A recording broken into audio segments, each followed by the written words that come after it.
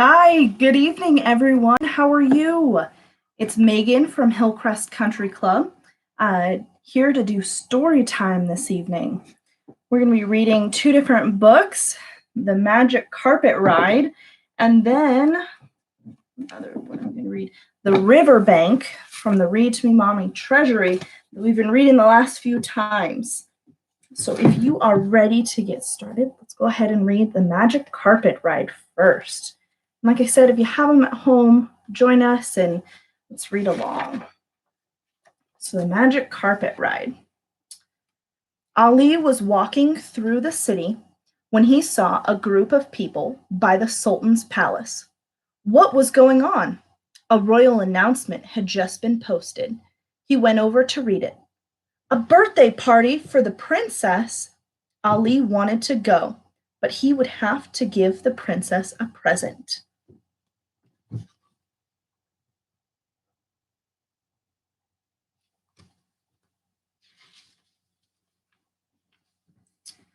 The sun was just setting. Ali had plenty of time to find a present by morning. He lit a lantern, whistled to his pet bird, and unrolled a carpet. It was a rare magic carpet. He got on, and it slowly rose off the ground. It hovered in the air for a moment. Then the magic carpet zoomed up and away.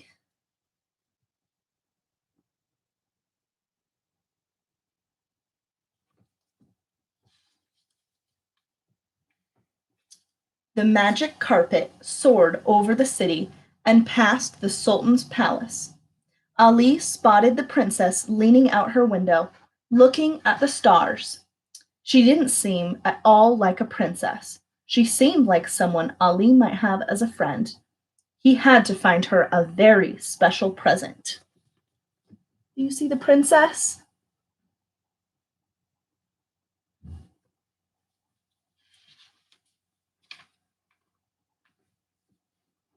Ali headed the carpet toward the marketplace. Finding a present here would be easy, but he flew by every last table, and nothing was quite right.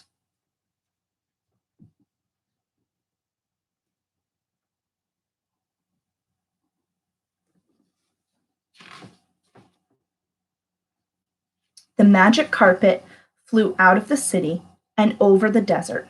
Suddenly, palm trees loomed up from the miles and miles of sand. Ali rubbed his eyes. Could it be? Yes, it was an oasis in the middle of the desert. Ali stopped for a drink of cool water. Look at that oasis.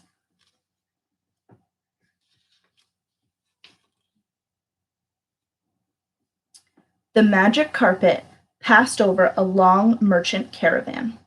Colorful silk tents were set up for the night, and all the traders' camels were staked outside. Ali pulled the carpet to a stop. I'll see if these merchants have a present fit for the princess.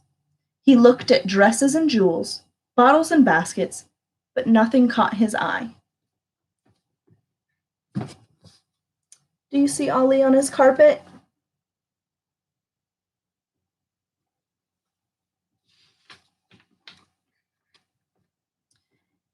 In the side of a desert dune, Ali saw a dark opening. I wonder what's in there, he said. He went inside, and what did he find?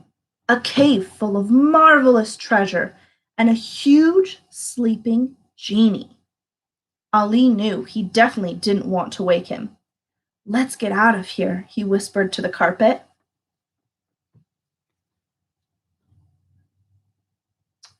That is a very large sleeping genie. Ali yawned. He had been flying around all night and still hadn't found a present. Where else could he look? Ali headed to the royal zoo on the carpet. There were golden tigers, noble elephants, and fancy Arabian horses. What can I give the princess that she doesn't already have? He sighed. Wow, look at those tigers and horses and elephants.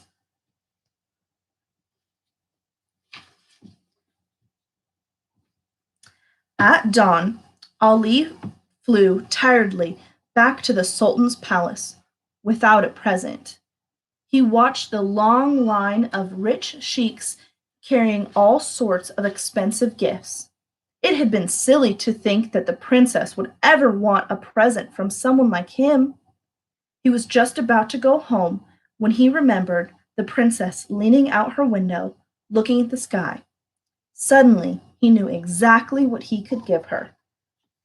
Do you see all those fancy presents?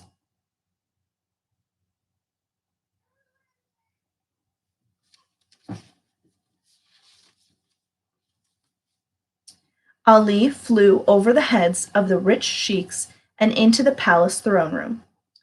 When the princess saw Ali and the magic carpet, she jumped up from her pillow. I know my gift isn't gold or jewels, princess, but would you like to go on a magic carpet ride? Ali asked. The princess laughed. I'd love to, she said.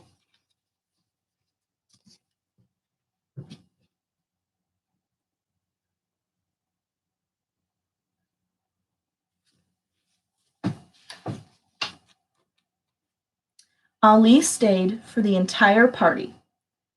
Then, when it finally was over, the princess and Ali went for a magic carpet ride above the rooftops of the city. The stars are much brighter up here, the princess said to Ali. This was the best present of all.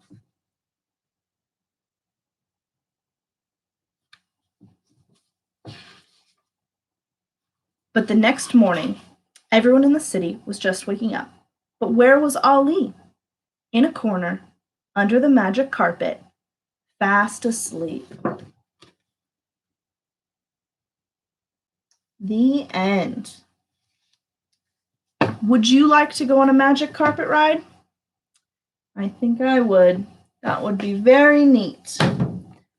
All right, let's read about the riverbank. The riverbank. The mole was fed up. Bother spring cleaning, he said. Blow spring cleaning. He slammed the front door of his underground home behind him and raced up the tunnel that led to the open air. Up we go, he panted as he scratched and scraped to the surface until, pop, he found himself in the warm grass of the meadow. Ah, this is better than whitewashing, he said to himself as he skipped across the fields towards a river that rustled and swirled and glinted in the morning sun.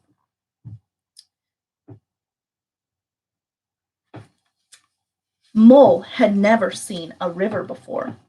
He sat on the grass and gazed across the water. Hello, called a voice from the bank on the other side of the river. A cheerful-looking creature with a round face, small, neat ears, and thick, silky fur was sipping lemonade on the terrace of his riverside home. It was the water rat. Hello, Ratty, said the mole shyly. Hello, Mr. Mole. Hang on, and I'll come across in my boat, cried Ratty, stepping down onto the little blue boat and rowing briskly across the river.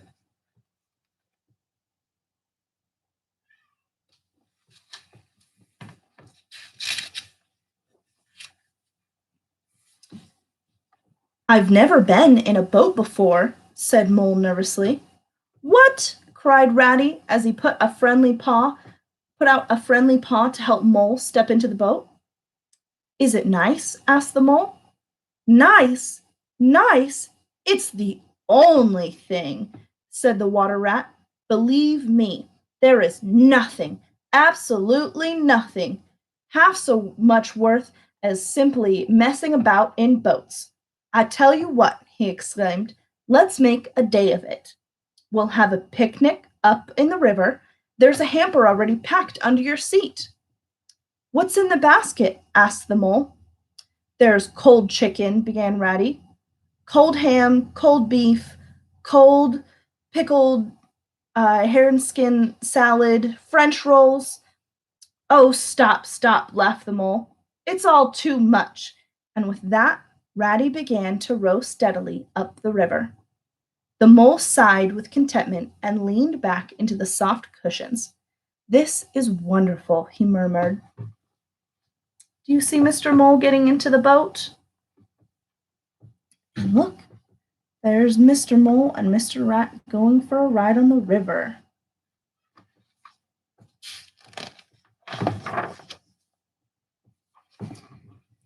I like your black velvet suit, smiled Ratty after some half hour or so had passed. I beg your pardon? I was daydreaming, said the mole, pulling himself together with an effort and looking around him. What lies over there? He asked, waving a paw towards wood on the far side of the bank. Oh, that's the wild wood, said Ratty shortly. We riverbankers don't go there if we can help it. Why not? Asked Mole nervously. There are weasels and stoats in wild wood, said Rat darkly, but you can't trust them. And Badger, of course. Dear old Badger. They'd better not interfere with him. Not with Badger.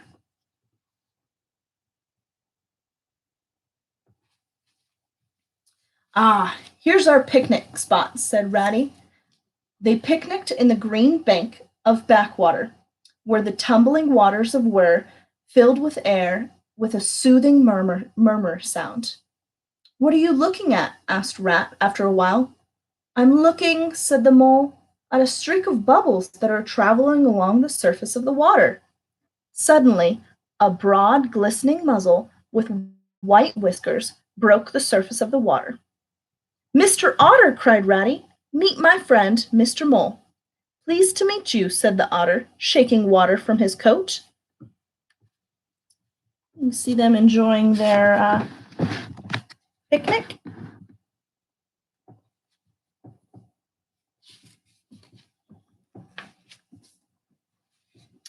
There was a rustling from behind them, and a black and white animal with a stripy head shouldered its way through the hedge. Come on, old Badger, cried Ratty. Humph, company, grumbled Badger, and turned his back and disappeared. That's just like Badger, explained Ratty. Simply hates society. Just then, a racing boat with a short, round figure, splashing badly and rolling a good deal, flashed into view. There's Toad, cried the otter. Ratty stood up and called out. Toad waved and then carried on rowing. Oh dear, chuckled Ratty. It looks like Toad's got a new hobby. Once it was sailing. Then he tired of that and took to punting. And then it was houseboating, and he said he was always going to live in a houseboat. And now it's racing rowboat. There's Badger. And there's Toad.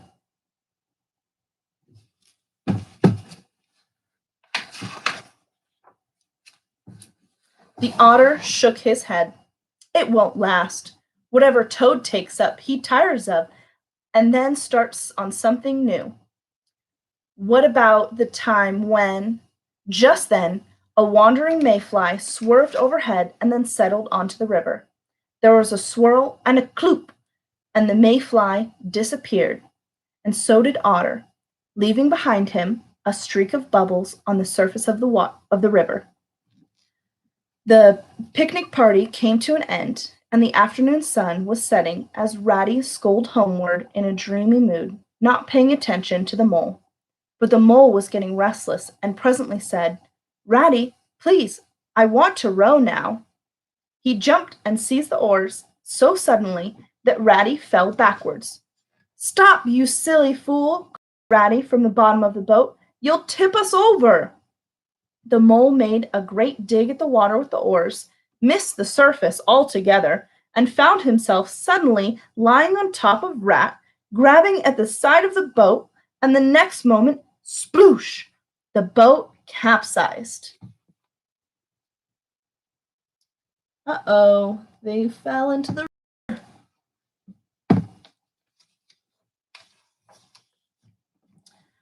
Oh dear, how cold the water was, and how very wet it felt. The mole felt himself sinking, down, down, down. Uh-oh. How bright and welcome the sun looked as he rose to the surface, coughing and sputtering. How black his despair he felt as he felt himself sinking again, until a firm paw grabbed him by the neck and was pulling him to the bank, a squashing, pulpy lump of misery. Now then, Mr. Mole, trot up and down the path until you're warm and dry again, instructed Ratty. So the sad mole, wet and ashamed, trotted about until he was fairly dry. Meanwhile, Ratty rescued the boat, the floating oars, and the cushions before diving for the picnic basket. Poor Mr. Mole.